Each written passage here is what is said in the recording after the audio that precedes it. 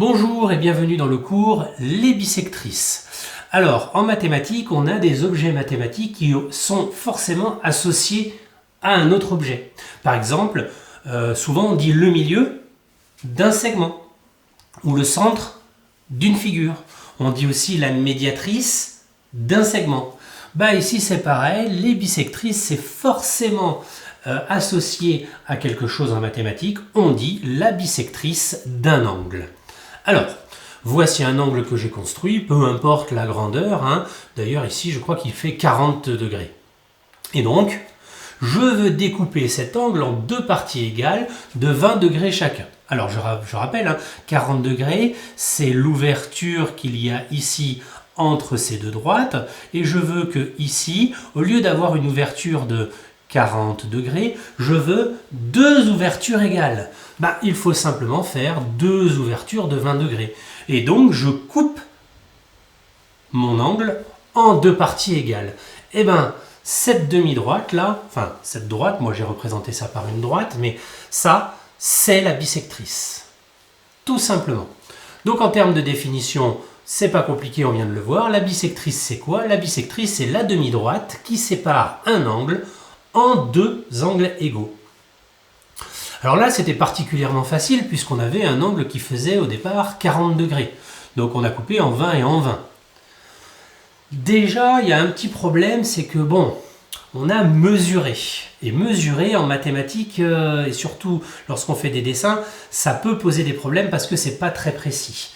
Donc on va voir une méthode qui permet de construire la bissectrice sans mesurer et sans avoir ce problème, parce que quand on mesure, on ne sait pas si on est exactement en fonction de l'épaisseur du crayon, si on n'est pas très précis, ça peut poser des soucis.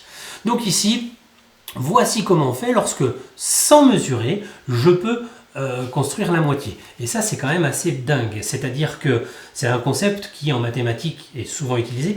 On ne sait pas combien ça va faire, l'angle, on ne va même pas le mesurer, mais je sais que je peux en construire la moitié. Je ne sais pas combien il mesure, mais j'arrive à le découper en deux parties égales. Alors c'est parti, donc je prends un angle, peu importe, sur votre cahier vous ferez la mesure de l'angle que vous voulez, et on va construire la bissectrice. Alors comment on fait?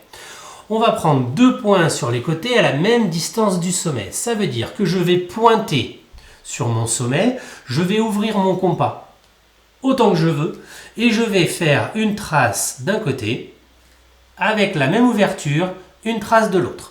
Donc ce point-là est à la même distance du sommet que ce point-là.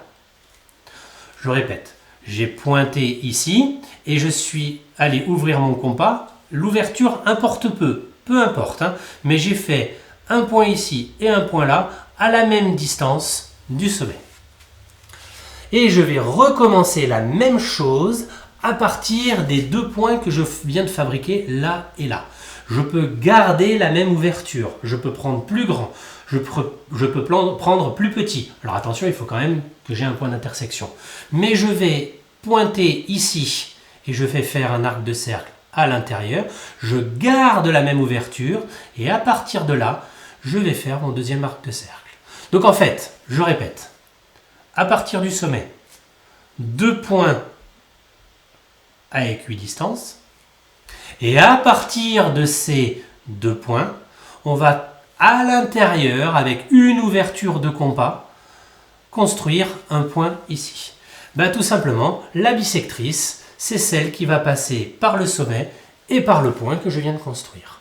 Automatiquement, je viens de découper mon angle en deux parties qui ont la même mesure. Je ne sais pas combien ça fait, mais je sais que la partie qui est verte ici, c'est-à-dire l'angle ici qui est vert, est de la même valeur que l'angle qui est rouge ici. Voilà.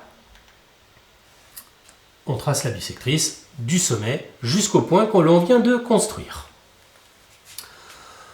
Voilà pour ce cours de bissectrice. Moi, ce que je vous dis, c'est qu'il faut retenir des éléments importants. Déjà, il faut connaître la définition de la bissectrice. Et puis, comme l'exercice qu'on vient de faire, il faut savoir construire la bissectrice et de préférence savoir la construire avec la règle et le compas, c'est-à-dire sans rien mesurer.